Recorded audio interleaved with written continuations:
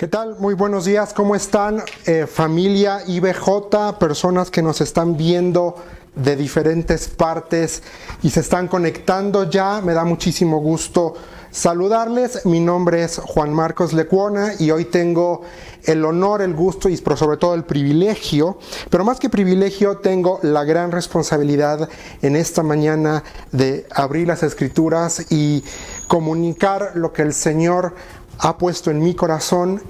He orado, han sido semanas desde que el pastor Pablo Ferrari me compartió el día de hoy iba a estar con ustedes. Tuve la oportunidad de estar pues, prácticamente orando y el Señor puso una carga en mi corazón y debo de confesar que no fue fácil. Estuve luchando porque por un lado quería acercarme al texto desde una perspectiva, pero después al final el Señor trajo paz y tengo una paz increíble y vamos a ir dejando que la Escritura sea la que nos hable, nos ministre, y vamos a empezar con una palabra de oración, porque así tiene que ser. No podemos no comenzar con una palabra de oración. Vamos a poner este tiempo en las manos del Señor. Vamos a ver, no sé si nos estamos viendo. Sí, claro. Perfectísimo. Entonces vamos a orar. Padre, primero venimos delante de tu presencia. Estamos agradecidos, Señor, porque eres bueno, porque eres maravilloso, porque, Señor, sin ti no tenemos nada y sin ti no somos absolutamente nada. Señor, esta mañana queremos abrir tu palabra y queremos, Padre, poner este tiempo y que seas tú por medio de tu Espíritu Santo hablando a nuestras vidas. Señor, queremos tener un corazón receptivo, no a lo que yo quiero decir, sino a lo que tu palabra ya dijo y lo que tu Espíritu Santo quiere que el día de hoy recordemos al acercarnos al texto en medio de la situación en la que nos estamos encontrando. Señor, nuevamente yo te pido que no permitas que diga algo que atente contra tu verdad y que atente contra tu palabra, Señor, sino que seas tú hablando, sea tu palabra ministrando y, Señor, que podamos salir el día de hoy retados, animados, confrontados con tu palabra, Señor, no con un buen speech, no con un buen discurso, no con un buen sermón, sino con tu palabra, porque tu palabra es eso, tu palabra llega, tu palabra toca, tu palabra penetra y tu palabra tiene toda la capacidad, Señor, de transformar aquello que necesita ser transformado, pero también tiene la capacidad y el potencial de llevarnos, Señor, a vivir vidas más comprometidas y también tiene el potencial, Señor, de hacer que nuestra fe se fortalezca y vayamos de más en más, porque la fe viene por el oír y el oír nada más que tu santa palabra. Señor, en tu nombre estamos orando y en tu nombre, Padre, ponemos este tiempo en Cristo Jesús. Amén y amén. Pues bueno, el día de hoy el Señor nos toca estudiar acerca de Isaías capítulo 13 hasta Isaías capítulo 23. Son unos pasajes muy interesantes y hablándolo como estructuradamente de una forma muy, muy interesante. Tenemos primero, de los primeros capítulos se le conoce como el primer ciclo desde el 13.1 hasta el 27 va a hablar acerca del reino universal, una realidad que va a ser evidente en el futuro, pero el día de hoy no vamos a poder ahondar en eso. Vamos a tener un tiempo después como iglesia para poder estudiar de una forma más profunda el libro de Isaías y se divide en dos prácticamente, se divide en un primer ciclo de oráculos y en un primer ciclo de pronunciamientos proféticos hacia las naciones. Específicamente el primer círculo va a comprender desde el 13.1 hasta el 20 capítulo 6 y ahí se va a hablar específicamente hacia Babilonia, Filistea, Moab, Damasco y Efraín y hacia Egipto. El segundo ciclo va a empezar desde el 21.1 hasta el 23.18 y ahí va a haber la profecía a Babilonia, el desierto junto al mar. Luego a Edom, es un silencio que vamos a encontrar ahí. Luego el desierto de Arabia, luego el valle de la visión en el 22, y luego va a hablar específicamente sobre el orgullo ahí que tuvo Tiro en el capítulo 23, nada más para que podamos tener una idea general de cómo por dónde, qué es lo que estamos haciendo.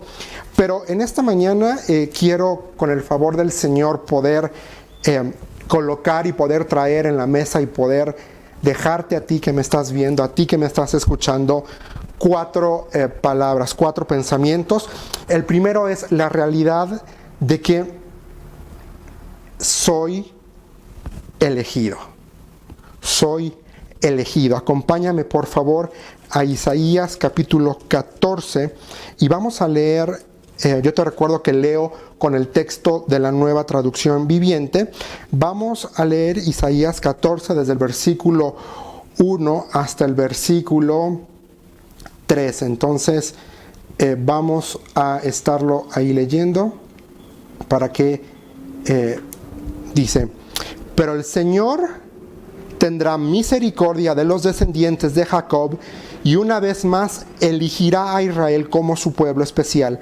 Lo hará regresar para que se establezca otra vez en su propia tierra.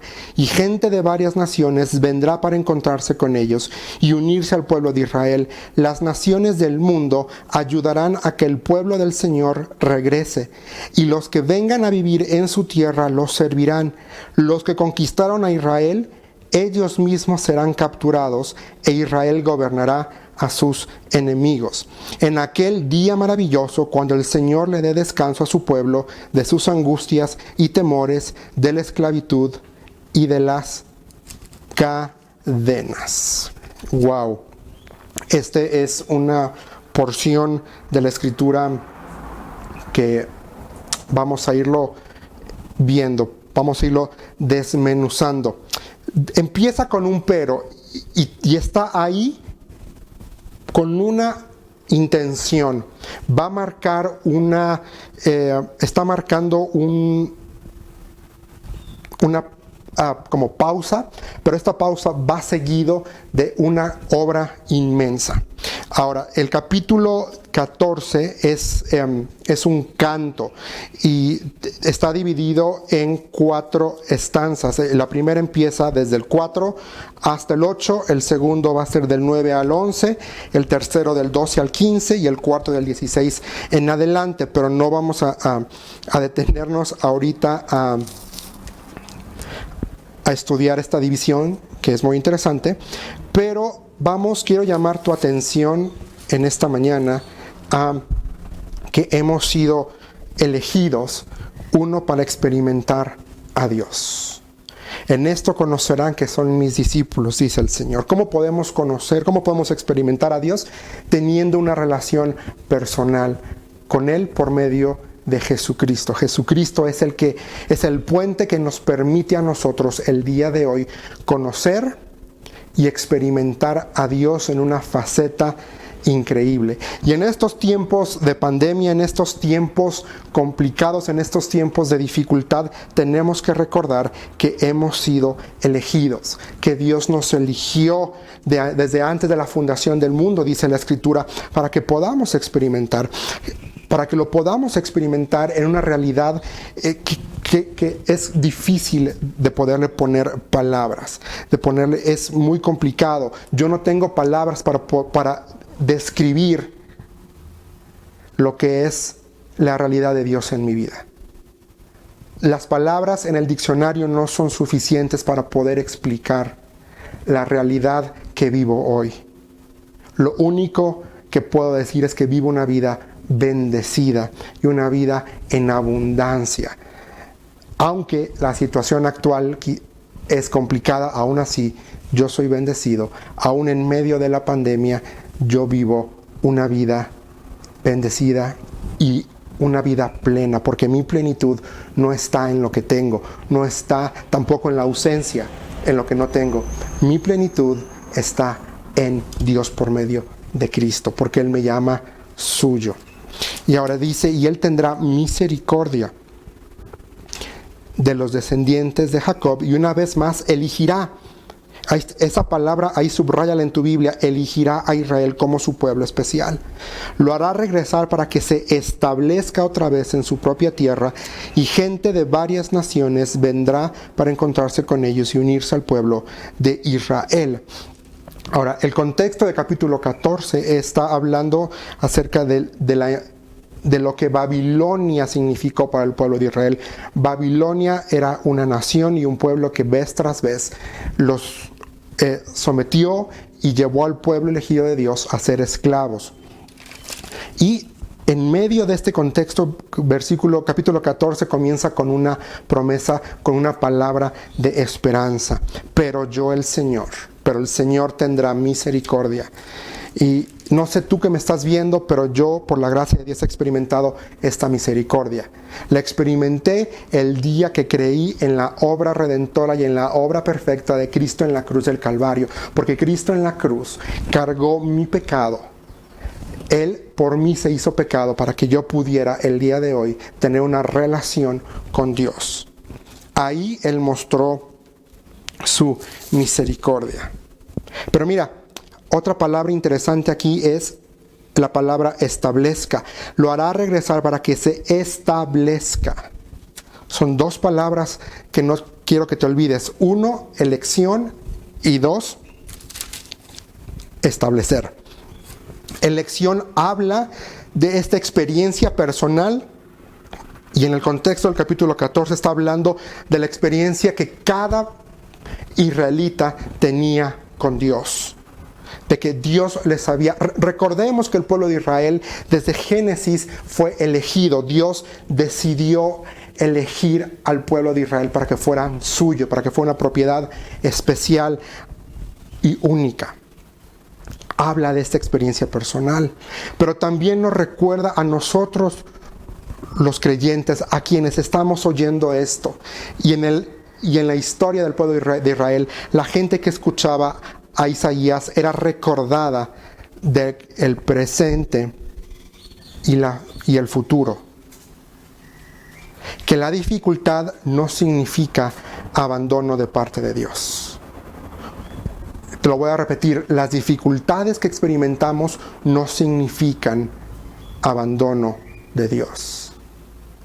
Dios no nos deja solos. Quizá nuestro presente es complicado de explicar. Quizá en el presente tuyo tienes un reporte médico adverso a ti. Quizá en tu presente inmediato ya tu cuenta bancaria está llegando a cero. Quizá en tu presente inmediato estás luchando, tu negocio está por cerrar. Yo no sé, el Señor Dios sí lo sabe. Pero quiero recordarte por medio de esta palabra que el Señor va a tener misericordia de ti, porque Él te eligió como hijo. Ya no eres esclavo, dice la Escritura, somos hijos. Ahora también este versículo nos recuerda acerca del propósito de Dios. El propósito de Dios va a permanecer inalterable, porque si bien está hablando acerca de juicio en estos capítulos contra las naciones paganas, contra naciones gentiles que no honraron y que le hicieron la vida imposible al pueblo de Israel, también aquí en este contexto está hablando de un día futuro, está hablando de una esperanza futura. Dice: en aquel día maravilloso, cuando el Señor les dé descanso. El pueblo de Israel en la actualidad estaba pasando por dificultad, pero Isaías les recordaba que Dios les había prometido darles descanso, y lo que Dios promete lo cumple, porque Dios no es hombre para arrepentirse. Dios estaba prometiendo descanso. Dios estaba prometiendo que la tribulación presente era solamente temporal, pero que les aguardaba un futuro inalterable. Y el propósito de Dios era y es establecer su reino, que toda lengua, que toda boca, que toda tribu doble rodilla y le confiese a Él como lo que es el Señor de señores y Rey de reyes. Entonces recordemos, fuimos elegidos para experimentar a Dios. ¿Cómo experimentamos a Dios? Depende de nuestro carácter como creyentes. El cómo tú experimentas a Dios depende de tu carácter como creyente. Si tú no crees en las promesas de Dios, vas a pensar que Dios te abandonó, vas a pensar que Dios te tiró al olvido.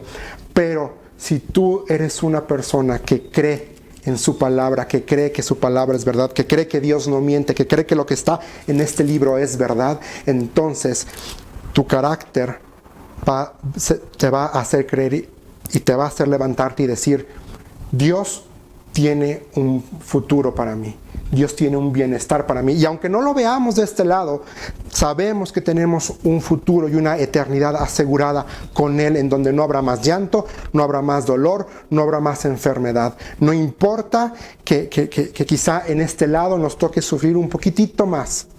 Tenemos la certeza, tenemos la esperanza de que tenemos un futuro, una eternidad en la presencia de Dios, donde no hay más llanto, más dolor, más enfermedad. Él lo va a iluminar todo. Y tenemos que recordar, mis hermanos, que nuestra realidad actual y presente es pasajera. Esta pandemia, el COVID, es pasajero. El reporte médico que tienes es pasajero. La crisis económica que estás pasando es pasajera. El problema familiar que estás pasando es pasajero. Quizá la lucha con tu cónyuge es pasajero. Pero la gloria de Dios, esa, mis hermanos, esa es infinita. Esa no es pasajera, esa es eterna. El propósito de Dios es eterno. El favor de Dios es eterno. La misericordia de Dios es eterna. El perdón de Dios es eterno. La restauración que Dios da es eterna. La gloria de Dios es infinita. Llegará un día, mis hermanos, cuando lo temporal se va a inclinar ante lo eterno. Te lo repito, va a llegar un día en el que lo temporal se va a inclinar ante lo eterno. Y no sé tú, pero esa es mi esperanza. Esa es mi esperanza. De que va a haber un día en el que Dios me va a dar descanso de mis tribulaciones presentes, descanso de mis problemas, descanso de mi dificultad. Porque Dios aquí lo escribió. Y Dios no va a mentir, Dios no miente, Dios no se arrepiente. Lo que Dios dice, lo hace. Lo que Dios dijo que va a hacer, sin lugar a dudas, se cumplirá.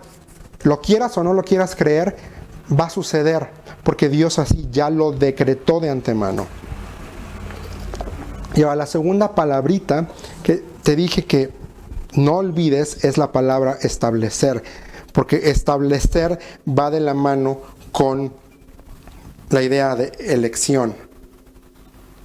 Entonces, descanso se relaciona con la palabra establecer, que encontramos en el versículo 1. Y aquí establecer, la palabra en hebreo para establecer que utiliza Isaías 4:1 tiene que ver con dar descanso, tiene que ver, es una expresión que se utiliza para hablar de hogar y hablar de seguridad. Entonces lo que Dios le estaba diciendo al pueblo de Israel es que el Señor iba a tener misericordia de ellos y les iba en un futuro dar un lugar en donde no solamente iban a descansar, sino un lugar al que podían llamar hogar, un lugar en donde ellos iban a estar seguros porque la presencia de Dios, la gloria de Dios era la que iba a reinar. Eso es lo que está diciendo aquí la palabra establecer. Los hará regresar para que se establezca otra vez en su propia tierra. Subráyalo. Y esta idea de establecer, de hogar, de casa, de seguridad, por amor al tiempo no lo vamos a ver, pero lo podemos encontrar en Deuteronomio 12:10 y en el segundo libro de Samuel capítulo 7 versículo 1. Pero también tiene que ver con encontrarse. Aquí está hablando con encontrarse, con unirse. Es decir, va a llegar un momento, mis hermanos, y esa es mi esperanza, en el que yo me voy a encontrar con Dios. Pero no solamente me voy a encontrar con Él, me voy a unir con aquellos que creyentes, hombres de fe que me anteceden, que ya están allá. Pero también me voy a encontrar y me voy a unir a una hueste celestial que va a adorar y que va a rendir honra y gloria a Dios. Aquí la palabra establecer enfatiza una unión que es real y que es verdadera. Eso es lo que la palabra establecer está queriéndonos decir en este contexto. Está diciéndonos que esa unión que vamos a experimentar y que gozamos hoy es real y es verdadera. Yo tengo una unión. Pero ¿quién vive en mí según la Escritura cuando yo acepté a Cristo Jesús? ¿Quién vino a vivir? Espíritu Santo. Y Él, según la Escritura, me recuerda las palabras de Cristo. Y qué hermoso va a ser ese momento, en un futuro no muy lejano, cuando yo pueda ver a Dios, esté en la eternidad y esté con Él. Fui elegido para experimentar a Dios. Fui elegido para vivir el propósito perfecto de Dios para mi vida. Fui elegido para disfrutar del descanso que Dios da. Vamos a ver qué dice ahí Isaías 3 y 4, ya lo leímos. Dice: en aquel día maravilloso, cuando el Señor les dé descanso a su pueblo, de sus, que dice, angustias y temores, de la esclavitud y de las cadenas. Esto es muy interesante, porque esta palabra descanso en hebreo significa un estado de libertad, un estado de no conflicto. Y esta es una promesa. Es una promesa de que vamos a experimentar descanso de cualquier angustia, de cualquier temor. Y como empezaba esta mañana, yo no sé si tú el día de hoy estás angustiado porque la pandemia ya cerró tu negocio, tienes temor porque quizá ya te avisaron que te van a despedir de tu trabajo porque la empresa en la que trabajas no puede seguir en pie por la pandemia. Quizá eres esclavo de algún pecado. Quizá tienes alguna atadura ahí en tu vida espiritual que te está impidiendo vivir y experimentar a full, más completamente, la realidad de la presencia de Dios en nuestra vida y de vivir una vida plena de libertad en Él. Yo no lo sé, pero Dios quiere darte descanso. Él quiere que tú le des tu angustia, que tú le des tu amor, que tú reconozcas que eres esclavo quizá de ti mismo, de tu orgullo, de pasiones, quizá eres esclavo del dinero, quizá tienes alguna atadura ahí, no sé, una relación ilícita, sentimental y sexual, quizá tienes alguna atadura de pornografía, yo no lo sé, pero el Señor sí lo sabe y el Señor quiere darte descanso y el Señor quiere que tú le des tu problema, que tú le des eso que te está afectando, que te está haciendo sentir mal, porque Él quiere a cambio darte descanso. Esta palabra descanso significa un estado de libertad, un estado en el que no hay conflicto, pero también da la idea y la connotación de una seguridad absoluta y una seguridad plena de que lo que Dios nos da es perfecto y es completo. El descanso, mis hermanos, es la demostración práctica del favor y la gracia de Dios. El descanso que Dios nos da es la manera práctica de reconocer el favor y la gracia de Dios en nuestras vidas. Sí, la vida es difícil y tenemos problemas como todos, pero por algo dice la Escritura: en paz me acostaré y asimismo dormiré, porque tú me haces sentir confiado. Y no sé tú, pero yo en las noches, igual estoy pasando una situación complicada con la pandemia, con el COVID. Todos estamos ahí. Pero fíjate, mi hermano, llega la noche, yo me acuesto y le digo: Señor, en ti confío. Tú no has prometido dejar a tus siervos desamparados. Toma, te entrego mi angustia y duermo. Y quizá no es fácil al principio, pero mis hermanos, es una cuestión de actitud. Es una cuestión de decir, de soltar, y sobre todo los varones, porque somos orgullosos y queremos tener el control y queremos solucionar todo. Pero se nos olvida que nosotros no tenemos el control de absolutamente nada, porque nuestra vida está en el hueco de la mano de Dios. Jesús dijo, mi Padre me las dio y nadie me las arrebatará de mi mano. Entonces, cuando entendemos que nuestra vida está en el hueco de la mano del Señor y que nada nos va a hacer salir de ahí o caernos de ahí, entonces podemos llegar en la noche y podemos en la noche decirle, tengo este problema, no entiendo, no sé cómo lo voy a hacer, no sé cómo voy a pagar la luz, no sé cómo voy a pagar el súper, no sé cómo voy a hacer con este diagnóstico médico, pero en ti confío. ¿Y sabes qué? Dios te va a dar descanso, Dios te va a traer paz y tranquilidad a tu vida. No se te olvide, mi hermano, que la gracia de Dios cambia la perspectiva de nuestra realidad. Al COVID, a la pandemia, a tu situación, quizá estás a punto de divorciarte, quizá estás en una crisis financiera impresionante, quizá ya no hay comida en el refri, quizá tu alacena se acabó. Quiero decirte que la gracia de Dios cambia tu perspectiva. ¿Por qué no empezar a decir, te lo pongo ahí, al ver un refri vacío, empezar a decir, yo no sé cómo, pero este refri vacío va a ser la señal para yo poder ver la provisión de Dios de una forma impresionante? Cambia. O quizá el decir, no tengo más que 20 pesos ya en la cuenta bancaria. Bueno, que esos 20 pesos sean la señal para ver el favor de Dios de una forma, manifestarse de una forma increíble. Y yo voy a decir una cosa, mis hermanos, la gracia de Dios transforma nuestra realidad. Y quizá no le pedí permiso a mi mamá para hacer este comentario. Y si me está viendo, discúlpame, mamá Tencha, por no pedirte permiso antes, pero mamá Tencha atravesó una situación de cáncer. Y gracias a Dios pudimos atenderla en una institución particular.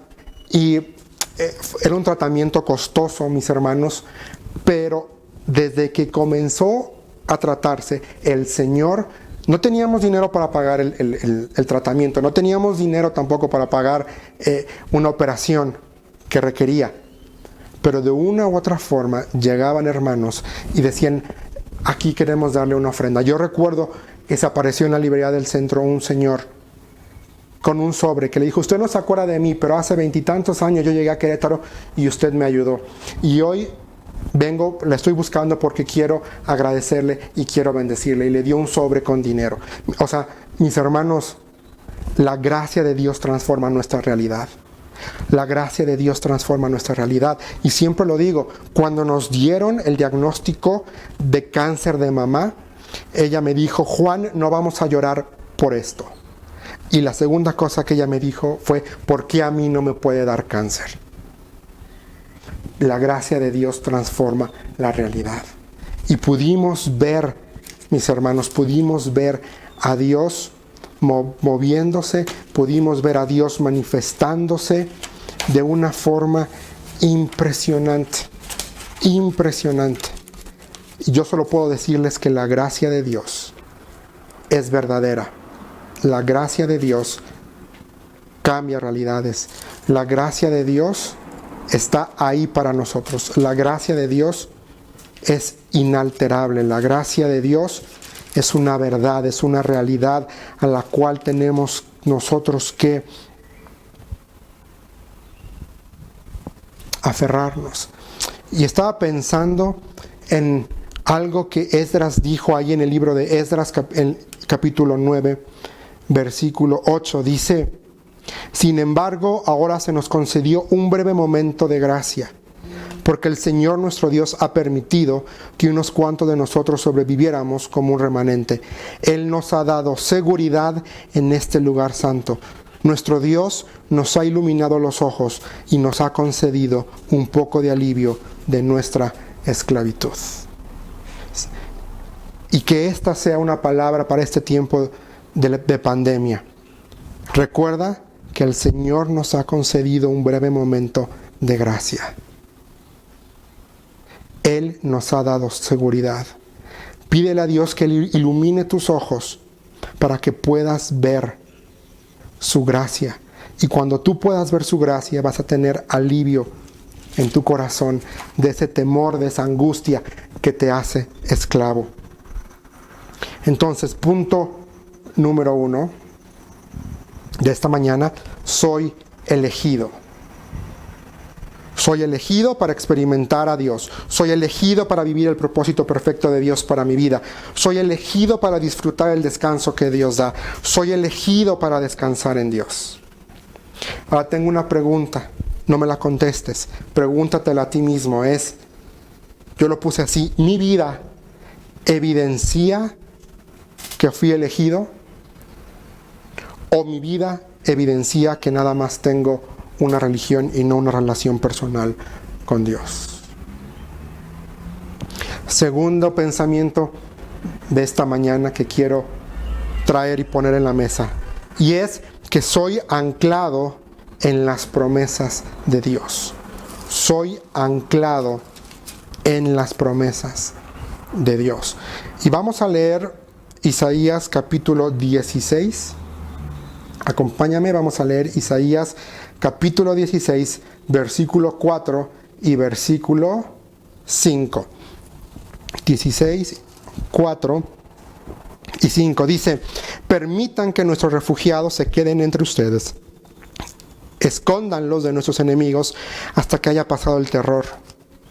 Cuando hayan terminado la opresión y la destrucción, ya hayan desaparecido los saqueadores enemigos, Dios establecerá como rey a uno de los descendientes de David. Él reinará con misericordia y verdad. Hará siempre lo que es justo y estará deseoso de hacer lo correcto. Nuevamente leamos el versículo 5. Dios establecerá como rey a uno de los descendientes de David. Él reinará con misericordia y verdad. Hará siempre lo que es justo y estará deseoso de hacer lo correcto. Wow. Estoy anclado en las promesas de Dios. Ahora, este es un versículo 6, es un versículo mesiánico porque está hablando acerca de la venida del Mesías. Le está diciendo al pueblo de Israel: hey, señores, va a venir. Hay una promesa de Dios y es que el Mesías va a venir.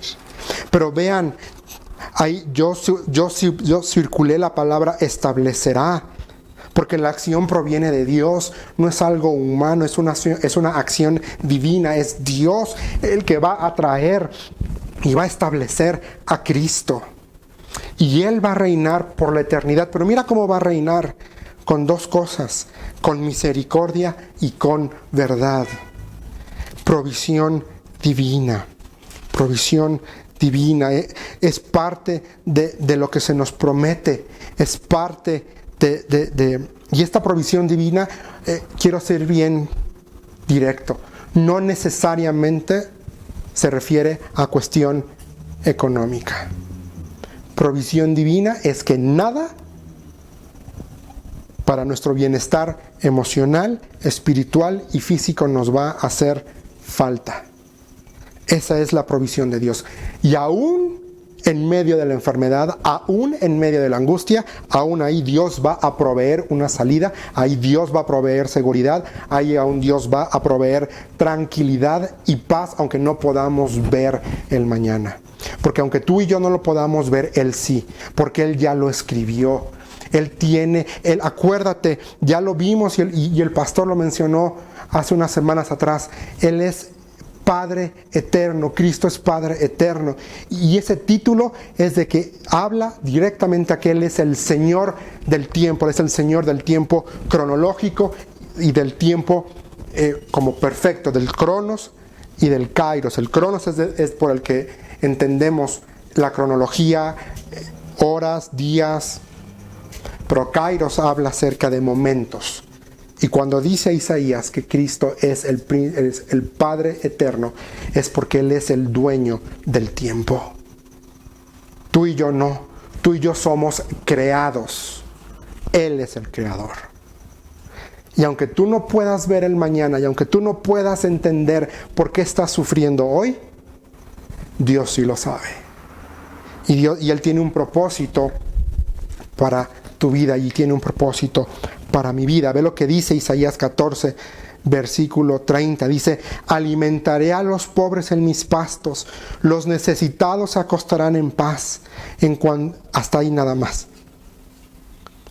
Porque la siguiente parte está hablando acerca de juicio. Pero vean, ahí está promesa.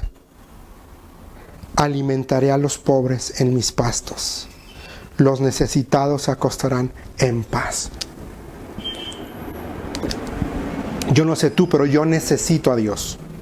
Yo necesito a Dios en cada área de mi vida. Yo necesito a Dios en mi mente. Yo necesito a Dios en mis emociones. Yo necesito a Dios en mis decisiones. Yo necesito a Dios en mi familia. Yo necesito a Dios en mi negocio.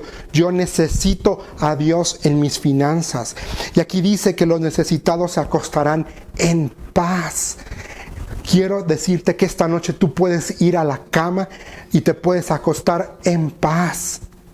Pero tienes que descansar en Dios, tienes que creer que no estás solo, tienes que creer que Él no te va a dejar, que Él no te va a abandonar. Hasta el día de hoy tienes algo que comer, tienes que vestirte. Si me estás viendo, eres bendecido porque tienes para pagar internet. Tenemos más de lo que muchos. Ve lo que dice: soy anclado en las promesas de Dios. Ve lo que dice versículo 32 de Isaías 14.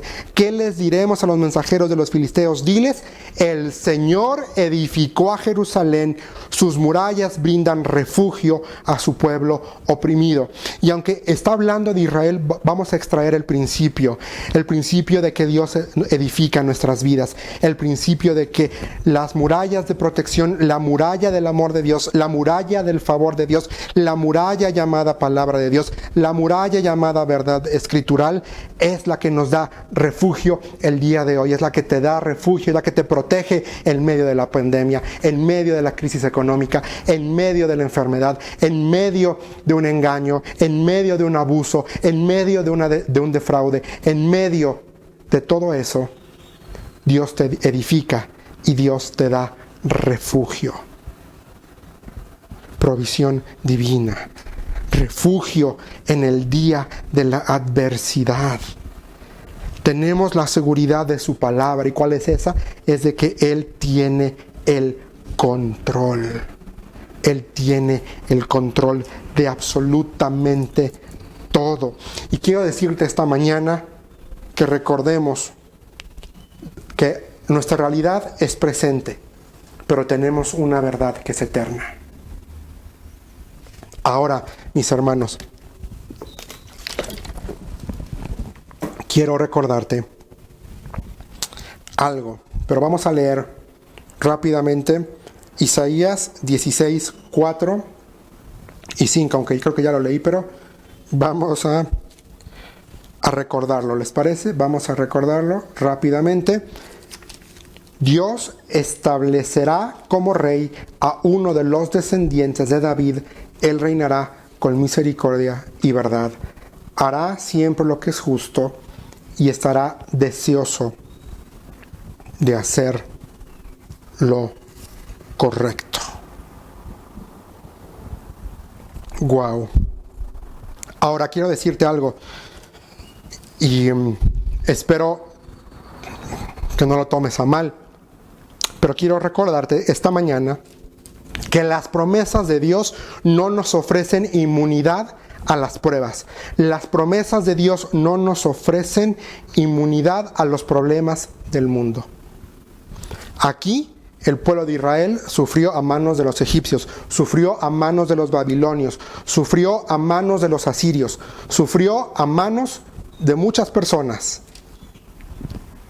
Pero Dios expresó su fidelidad recordándoles sus promesas. Y mucho del sufrimiento del pueblo de Israel, ellos mismos se lo buscaron.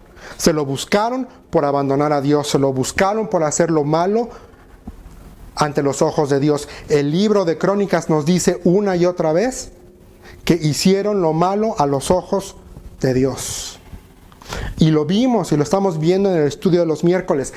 Los israelitas vez tras vez mataban a los profetas de Dios. No reconocían el cuidado de Dios. Que no nos pase eso, mis hermanos. No matemos la voz profética de Dios en la actualidad. Porque Dios nos habla por medio de su palabra. Dios nos revela su verdad por medio de su palabra. No matemos al mensajero. No digamos, pues no creo que sea cierto. Yo sigo sufriendo, sigo teniendo problemas, me van a correr, ya me corre. No, mis hermanos. La fe en Dios, una fe sólida, una fe cimentada en la Escritura, nos lleva a aceptar la vida como ésta venga. Con problemas, con dolor, con dificultad, con llanto. Y aún ahí poder ver la mano de Dios detrás de esto. Aún en medio del dolor, ver la mano de Dios.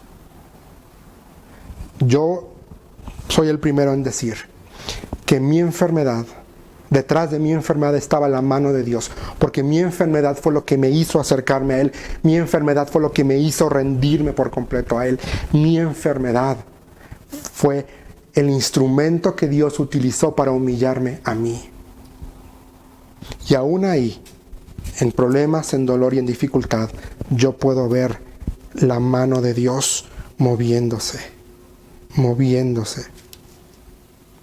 La fe nos hace ver el presente como dispuesto por Dios. Es lo que Dios está permitiendo. Pero la fe también nos hace ver el futuro de forma segura. La fe nos hace descansar en el propósito perfecto y en el propósito divino de Dios para nosotros. Una realidad presente, una verdad eterna. Mi realidad presente es imperfecta, pero la verdad eterna se llama perfección, porque Cristo va a venir, Cristo va a establecer su reino. Y yo lo creo porque aquí dice su palabra, que me vestiré de incorruptible. Este cuerpo va a ser transformado. Y esa es mi esperanza. Esa es mi esperanza. De que voy a recibir un cuerpo nuevo. No nada más eso, sino que voy a pasar una eternidad adorando al Creador, adorando al Rey de Reyes y al Señor de Señores. Amén y amén. El tercer punto esta mañana es que soy llamado centinela. Soy llamado centinela. Yo tengo la certeza, mis hermanos, hablando de fe, de que va a haber un día final. Va a haber un día, pero ese día va a ser lleno de la justicia de Dios. Amén y amén. Tercero es que soy llamado centinela. Acompáñame ahí a Isaías 21, versículos 6 y 7. Isaías 21, versículos 6 y 7. Dice: mientras tanto el Señor me dijo, pon un centinela sobre la muralla de la ciudad, que advierta a gritos lo que ve. Deberá estar atento por carros de guerra y tirados por un par de caballos y jinetes sobre burros y camellos. Que el centinela esté bien alerta. Dice, pon un centinela sobre la muralla de la ciudad, que advierta a gritos lo que ve. Wow. Yo tengo una obligación, mis hermanos, y esa obligación es comunicar lo que veo. Comunicar qué es lo que estoy viendo. Aún en medio de la pandemia, aún en medio del dolor, aún en medio de la dificultad, yo tengo que comunicar que tengo un Dios vivo, que tengo un Dios verdadero, que tengo un Dios real, que tengo un Dios que perdona, que tengo un Dios que salva, que tengo un Dios que restaura, que tengo un Dios que redime, que tengo un Dios que provee, que tengo un Dios que me da paz, que tengo un Dios que me da tranquilidad, que tengo un Dios que me tiene seguro en sus manos. Esa es mi obligación, comunicar, no mi vida, comunicarlo a Él, comunicar a Cristo, a este muerto y a este resucitado, comunicar a un Cristo que está sentado a la diestra de Dios, comunicar a un Cristo que escribe nuevas realidades, a un Cristo que da segundas oportunidades, un Cristo que sana, un Cristo que restaura, un Cristo que perdona. Esa es mi obligación. Centinela. Aquí tenía la responsabilidad de comunicar lo que estaba viendo, no por su propio bienestar, sino por el bienestar del pueblo. Él tenía que dar la voz de alerta. Él tenía que dar esta voz de alerta. Él tenía la obligación de reportar lo que veía. Ya fuera bueno, doloroso o no agradable, él tenía que comunicarlo. Ahora, aquí dice que se le dan, vamos a ver, él tenía que estar bien buzo, bien vivo, para poder identificar las señales que se le estaban dando. ¿Cuáles eran las señales? Dice, deberá estar atento. 1, carros de guerra tirado por un par de caballos y jinetes sobre burros y camellos. Esa era la señal que el centinela tenía que estar al pendiente para ver. Tenía que estar al pendiente para poder observarlo.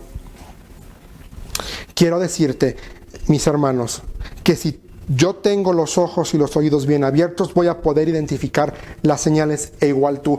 Si tú tienes tus ojos espirituales y tus oídos espirituales abiertos, vas a poder identificar las señales de la verdad de Dios. Vas a poder identificar las señales del amor y del cuidado de Dios para tu vida. Si tienes los ojos y los oídos abiertos, vas a poder identificar a Dios obrando, a Dios moviéndose, a Dios proveyendo, a Dios restaurando, a Dios cuidándote aún en medio de la pandemia, aún en medio de la bancarrota, aún en medio de un divorcio quizá.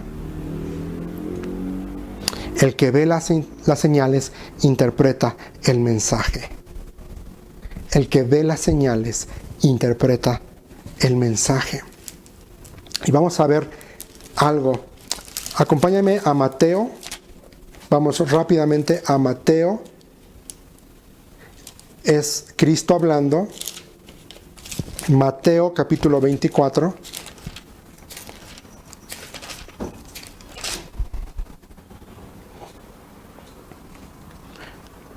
Ok, desde el versículo, vamos a leer el versículo 4.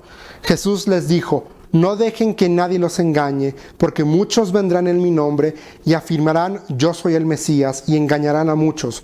Oirán de guerras y de amenazas de guerras, pero no se dejen llevar por el pánico. Es verdad, esas cosas deben suceder, pero el fin no vendrá inmediatamente después.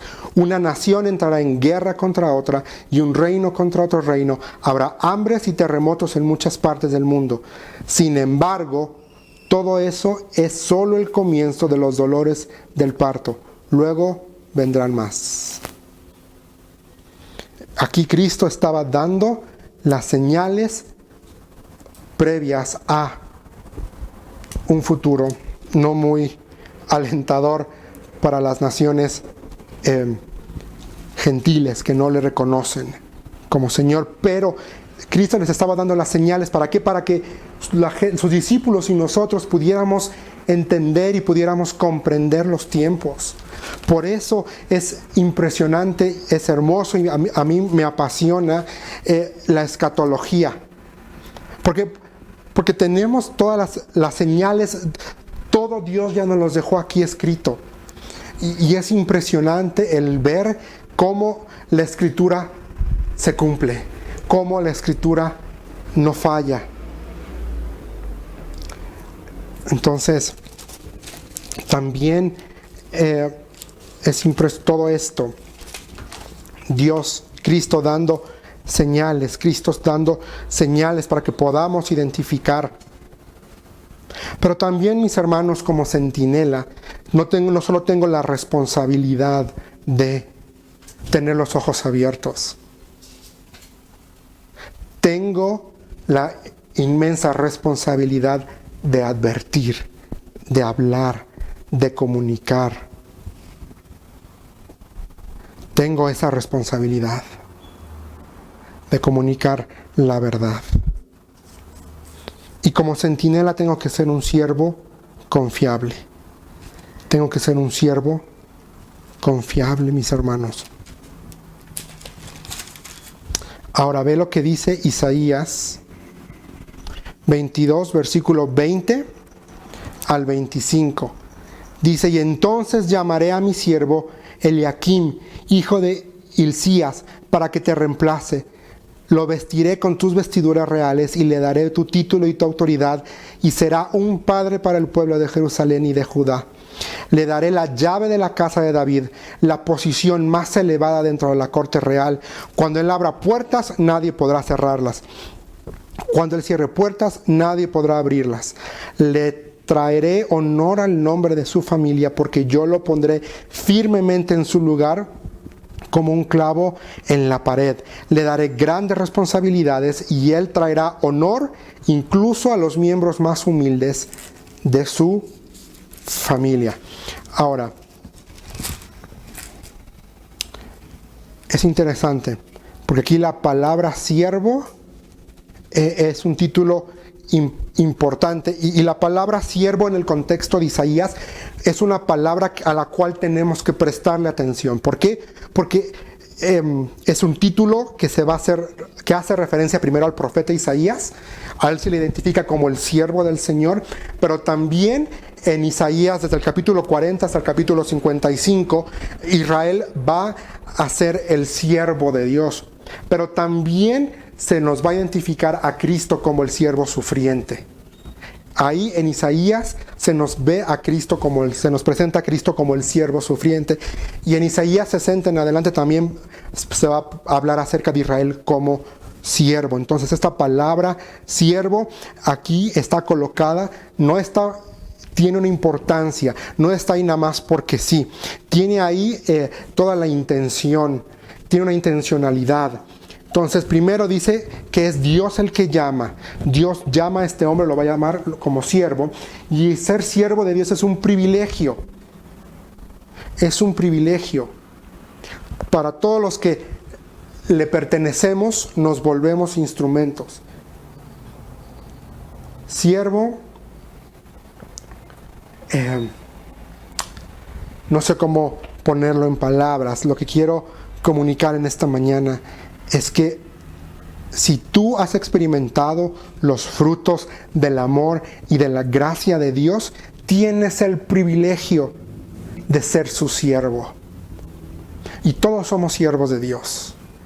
Todos le servimos de una u otra forma. Es lo que estamos viendo los miércoles con el curso de dones. Todos, absolutamente todos, somos siervos. Desde el más chiquito hasta el más grande somos siervos. Hay siervos que tienen quizá una responsabilidad mayor y quizá una plataforma más notoria, como lo tiene el pastor Pablo Ferrari, que Dios le ha encomendado la misión de pastorear y de guiar a la Iglesia Bíblica Juriquilla. Habemos otros que también somos siervos y Dios nos ha dado el llamado y la responsabilidad de poder apoyar al pastor y poder edificar a su iglesia por medio de la enseñanza. Pero es un privilegio. Y aquí el título, otra cosa que dice: y será un padre para el pueblo de Israel. Esto implica un cuidado genuino y un amor no egoísta. Es decir, como centinelas somos siervos y como siervos tenemos que ser confiables. Tenemos que entender que Dios nos ha dado este privilegio que es el resultado de su amor y de su gracia para que seamos... para que podamos manifestar y podamos interesarnos genuinamente en el que está a nuestro lado, para que podamos externar de una forma no egoísta el amor que hemos recibido. De gracia recibimos, de gracia damos. Será un padre. Esa es la idea que el término padre en este contexto de Isaías está diciendo. Implica este cuidado genuino y un amor no egoísta. Y yo te pregunto, ¿tienes cuidado genuino por tu hermano? ¿Te importa lo que está pasando tu hermano o te vale? Pues bueno, a ver mis hermanos, y aquí nos condenamos todos, o la gran mayoría. ¿Cuándo fue la última vez que agarraste el teléfono y le marcaste a un hermano de la iglesia para preguntarle cómo le está yendo con la pandemia? Para preguntar si tiene que comer, para preguntar si no necesita que le vayamos y le hagamos el súper. Yo también me condeno. Pero la realidad, mis hermanos, es que muchas veces somos más egoístas de lo que queremos reconocer. Y Dios nos llama a ser siervos. Dios nos llama a ser siervos. Que tengamos cuidado por el que está a nuestro lado y que no seamos egoístas. Y el otro término interesante aquí dice: le daré la llave de la casa de David, la posición más elevada dentro de la corte. La llave de la casa de David es un término que habla de conocer la profundidad de la confianza que el rey ha puesto en nosotros. Es decir, cuando se le daban este siervo, cuando se le estaba dando la llave de la casa de David, literalmente era un símbolo de la confianza que se estaba colocando en esa persona. Se le estaba dando la llave simbólicamente del reino. Conocía la profundidad. Nosotros no le damos la llave a cualquiera de nuestra casa, ¿verdad? ¿Quién tiene llaves de nuestra casa? Pues en mi caso serán... bueno, ni yo tengo llave. Llego a mi casa y tengo que tocar la puerta porque no he sacado llaves. Tengo semanas intentando sacar llaves, pero damos llaves de la casa a quienes confiamos. No le vas a dar la llave a cualquier transeúnte en la calle de tu casa, ¿verdad? Porque corres el riesgo de que te la vacíen. Pero habla de esta confianza, Y esta terminología de llave, mis hermanos, también la encontramos en el Nuevo Testamento. La encontramos ahí en Mateo capítulo 16. Vamos rápidamente, Mateo 16, versículo 19. Cristo hablando, teniendo una conversación con Simón Pedro, le dice: y te daré las llaves del reino del cielo. Todo lo que prohíbas en la tierra será prohibido en el cielo, y todo lo que permitas en la tierra será permitido en el cielo. Es decir, Cristo Jesús externándole a Pedro, un hombre imperfecto como nosotros, un hombre que capítulos más adelante va a decir: yo no le conozco. Un hombre que no pensaba, actuaba. Y Cristo le dice: yo te doy las llaves. Es decir, estoy confiando en ti. Conoce la profundidad de mi confianza para ti. Pero este término también se va a repetir al final de la escritura. Ahí en Apocalipsis capítulo 3, versículo 7, dice: escribe esta carta al ángel de la iglesia de Filadelfia. Este es el mensaje de aquel que es santo y verdadero, el que tiene la llave de David. Lo que él abre, nadie puede cerrar, y lo que él cierra, nadie puede abrir. Cristo. Y mi hermano, amigo que nos estás viendo, quiero decirte que lo que Dios abre nadie lo puede cerrar. La bendición que Él abre, ya ahí está. Pero también hay que reconocer que lo que Él cierra, cerrado está. Y quizá Dios en esta época está cerrando relaciones que no son buenas. Quizá está cerrando algo que está quitándole el honor y el lugar que Él tiene en nuestra vida.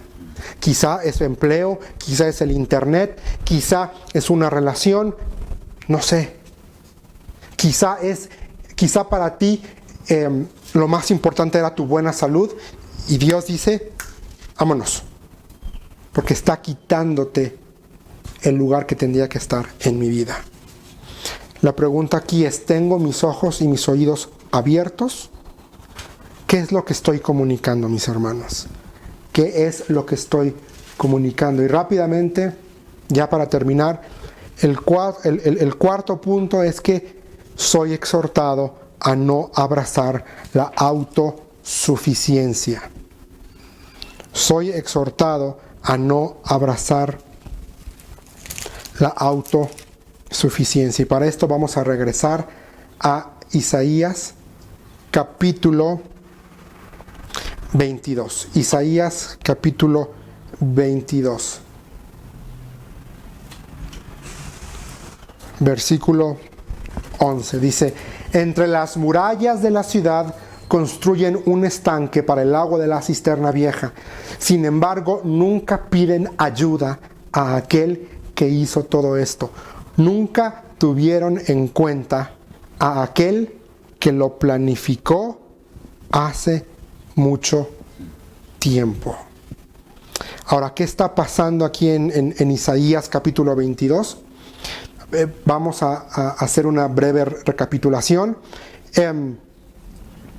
Al parecer hay un sitio, los académicos y estudiosos todavía no se ponen de acuerdo, no identifican quién era específicamente quien estaba haciendo o quien estaba sitiando la ciudad, pero lo que hace Jerusalén es, al verse asolados, al verse rodeados por un enemigo, desvían el agua para que no los pudieran sitiar. Si se ocurría un sitio, ellos no se murieran de hambre. Entonces ellos desvían el cauce del río de la cisterna para dentro de la ciudad, para que pudieran gozar de agua en el eventual caso de un asedio.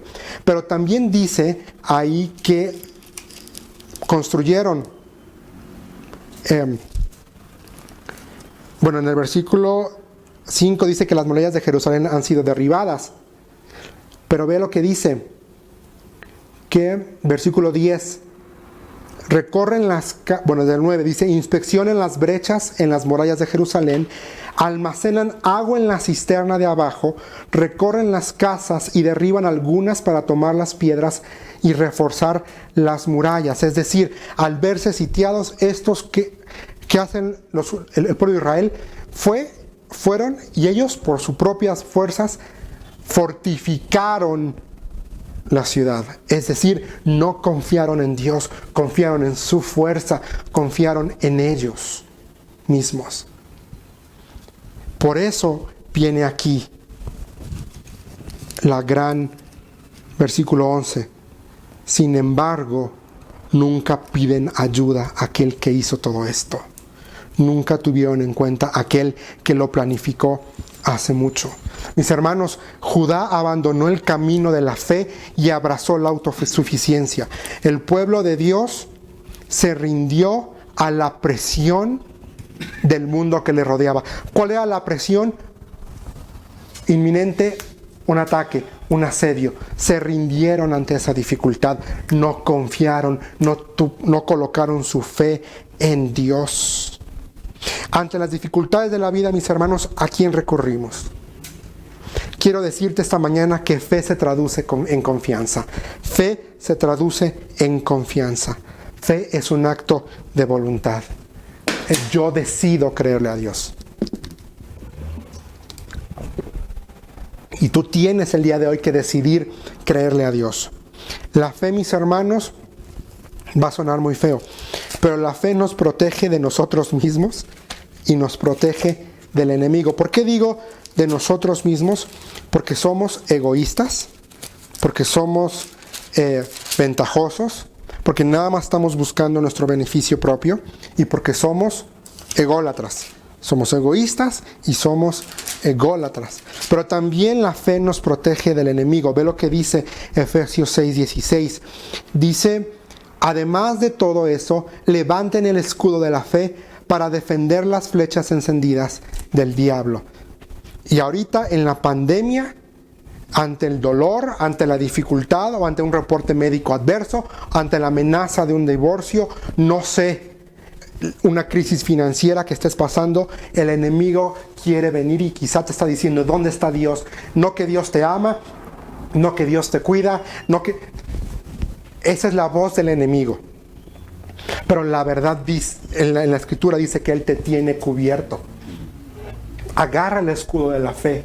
La fe viene por el oír la Escritura. Y cuando venga el enemigo y te diga, ¿dónde está Dios? Le dices, está aquí y está muy presente.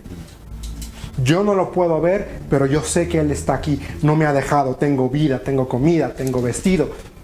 No estoy solo. La fe, mis hermanos, es central para la redención. Que nuestra fe en la palabra de Dios, que nuestra fe en su carácter, que nuestra fe en el amor perfecto de Dios, que nuestra fe en la persona de Dios redima nuestra visión, redima nuestra actitud y redima nuestras actitudes, nuestras decisiones.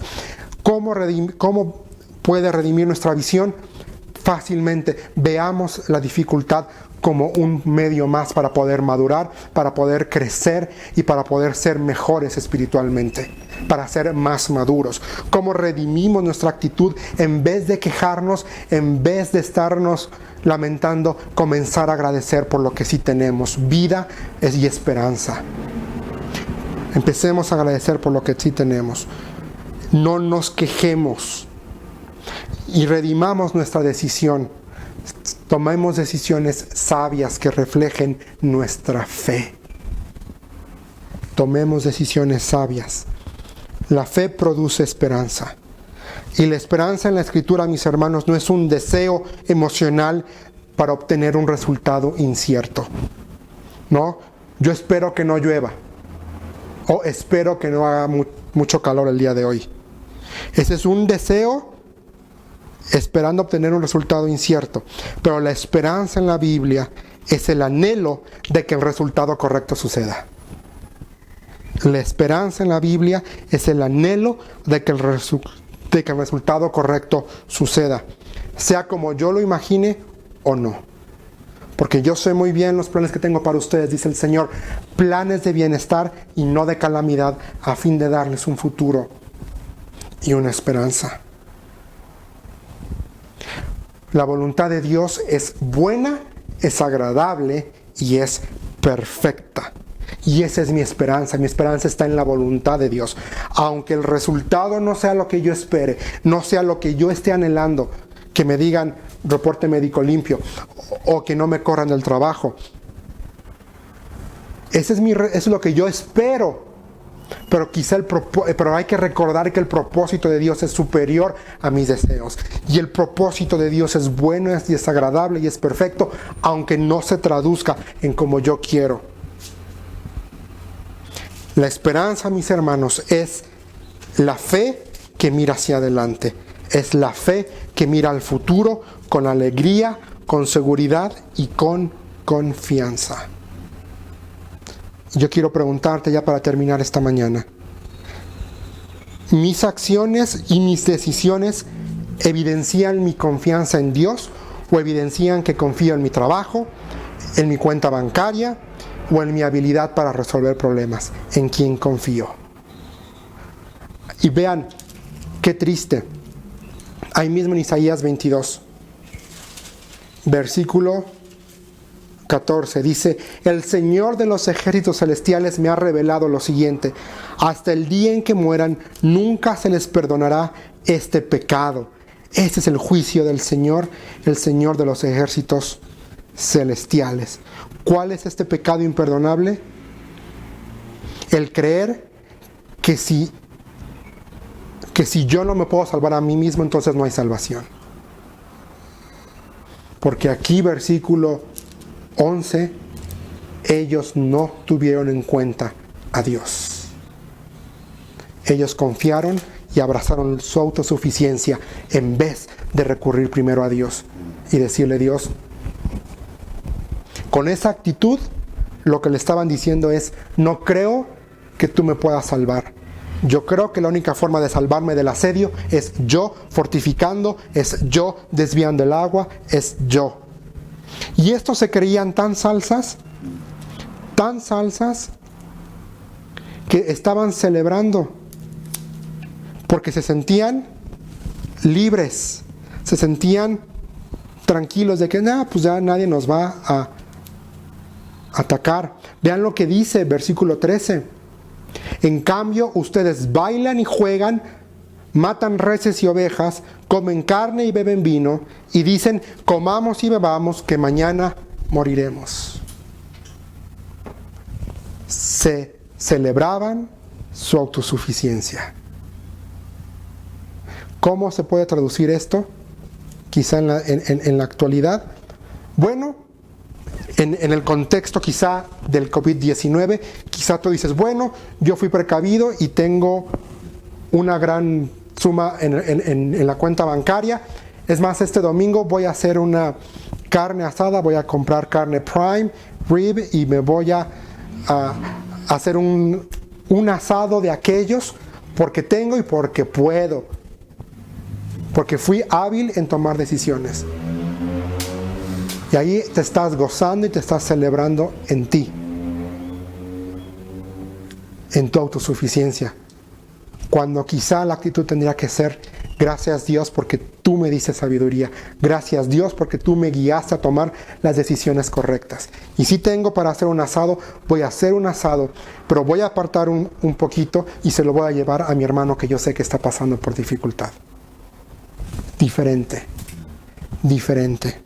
Soy exhortado a no abrazar la autosuficiencia. 4 puntos esta mañana vimos, mis hermanos.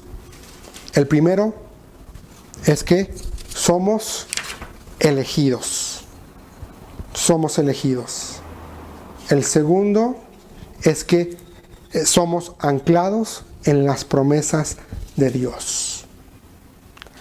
El tercer punto esta mañana que vimos es que somos llamados centinelas. Somos llamados centinelas. Y el último punto que vimos es: soy exhortado a no abrazar la autosuficiencia. Son 4 palabras que Dios puso en mi corazón en tiempos de pandemia. ¿Qué vas a hacer? ¿Qué vas a hacer? Yo te reto ahí a que hagas algo práctico con cada uno de estos 4 puntos. Soy elegido. Ok, esta semana experimenta a Dios, pasa más tiempo con Él, lee su palabra. Soy anclado en las promesas de Dios.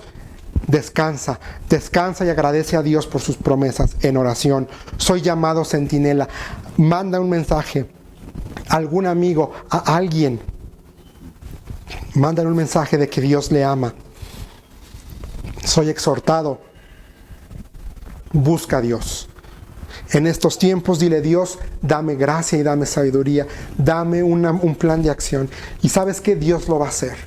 Si tú se lo pides, Él te va a guiar. Y Él te va a responder en este libro. Y para ti que me estás viendo, no quiero terminar el día de hoy sin hacerte una invitación. Quizá me estás viendo y quizá tienes inseguridad, quizá no sabes para dónde va la vida, quizá no sabes y estás sufriendo con esta pandemia. Esta mañana quiero decirte: Dios te ama, Dios tiene un plan para tu vida. Dios mandó a su único Hijo a morir en la cruz del Calvario para darte vida, para darte esperanza. Sí, la Biblia dice que todos nacimos con pecado y el pecado tiene consecuencias, es la separación eterna con Dios. Pero tanto amó Dios al mundo que Él dio a su único Hijo para que todo aquel que en Él cree no se pierda, sino que tenga vida eterna. Y tener vida eterna significa vivir con Él por la eternidad, significa tener esperanza. Y esta mañana quiero invitarte a que ahí en tu casa, en tu sillón, en tu tableta, en donde sea que nos estés viendo, le digas a Dios: lo siguiente. Dile: Señor, reconozco que soy pecador, reconozco que mi pecado me separa de ti. Pero también tu palabra dice que eres un Dios de amor y que tu amor es grande, que tu amor es infinito y que en tu amor mandaste a tu único Hijo, Cristo Jesús, a morir en la cruz. Él subió a la cruz, Él murió, pero al tercer día resucitó. Y por su resurrección es que hoy tú me das y me ofreces vida. Acepto el regalo que tú me das. Perdona mis pecados. Dame una vida nueva. En Cristo Jesús. Amén y amén. Pues muchas gracias, mis hermanos. Gracias por tomarse ese tiempo. Gracias, estoy muy agradecido con el pastor Pablo por la oportunidad que me dio en esta mañana de poder abrir la Escritura.